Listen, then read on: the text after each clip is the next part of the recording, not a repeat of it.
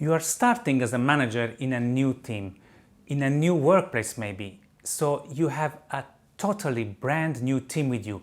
Which are the things that you need to do? The top 5 things that you should do in your first days with your new team and with your new boss.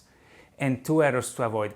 This is what I will tell you here on Leader to Lead, because you will unleash your potentials, I guarantee, and become the leader that you would want to follow. Let's start immediately to review these 5 things to do. Number 1, you need to start to know your team, to know the people who are working with you. So the first week, give yourself time to schedule one-to-ones with your team. With each of them, at least 30-minute discussion with every single individual. Try to raise the same questions. Of course, you can ask other things according to the situation, but let's imagine the thing that you like most in your team, the thing that you would like to change, the thing that you hate more about your job, about the current process. These 3 questions, you can ask each of them in the same way. You can then take your notes and see who is saying what, and then you will have a full picture of what is going on in the team. Second thing, introduce yourself. They need to know you. And this is good to do, especially in the first day. Believe me, they will wait for you, or at least they will be really curious to know who the hell is this new guy who is coming to our team. Sometimes people are also having problem with this change, you know. The best thing is to clarify immediately who you are. So first day, immediately a team meeting, on the first day, about yourself. So be prepared. And you can set your basic rule, your basic expectations, not really in particular with the single members, but in general, you can say that when you, in work for you, I don't know, it's really important the respect. You will respect them, but you need to get back respect, or I don't know, any other thing that it's really important for you. Make this clear the first day. And of course, be open and friendly with all of them, as always. Third thing, understand what the people is doing, what the team is doing.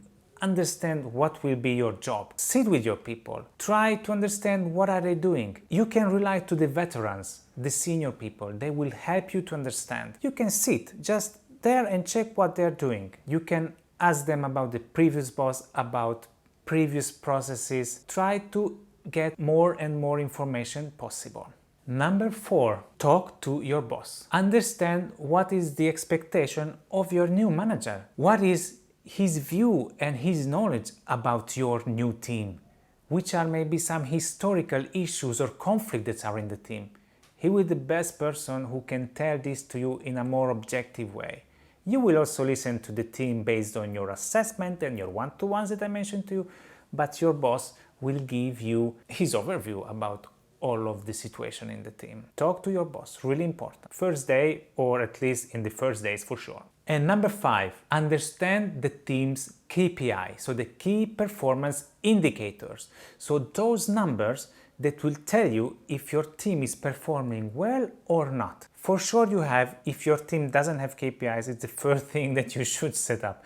But let's assume the team has KPIs. This is something that your boss can help with, but you can also ask the people, guys, which are the KPIs, the most important one? If they don't know, again, it's a problem because they don't know what they are expected to do. So investigate and try to understand which are these key performance indicators. And now, if you respect these 5 things that I mentioned to you, you already have, I'm not saying that this is everything that you can do, but if you do these 5 things, you will already start to get involved in the life cycle of the team. But now, 2 errors to avoid.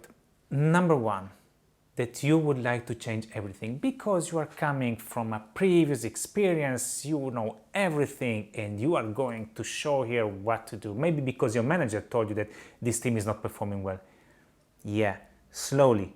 Maybe you have great ideas and maybe they're all good, but slow down and assess first. Do an as-is mapping. What is going on in your team, okay? And after, maybe you can step by step introduce some changes if really needed. But if something is working good, just because you're not new manager, it doesn't mean that you need to bring in changes. Okay, so evaluate this really in a safe and conscious way. And the second error, don't escape. Yeah, maybe you can get scared from this new team, new situation, new manager, and you're just confused, and maybe you are in an area where it's not an open space, but you have a desk, or maybe you have your own office. Don't escape in your office and close your door and you start to do like you are working and doing something, but you are not interacting with your team. It's a huge mistake. You need to stay with your team and get involved in their life. Otherwise, what kind of people manager are you if you're just escaping and closing yourself in an office? And maybe you have a great relationship with your boss, and maybe you are helping your boss with a lot of stuff, but you are not taking care about your team. It's not the case. Don't escape. Face the new situation.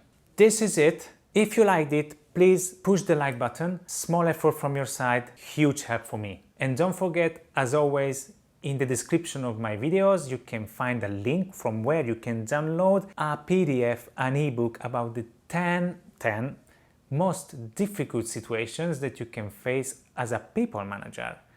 I will describe my solutions. They can help you, and it is for free. Don't waste your time, just grab it. Thank you guys, and we see each other in the next video.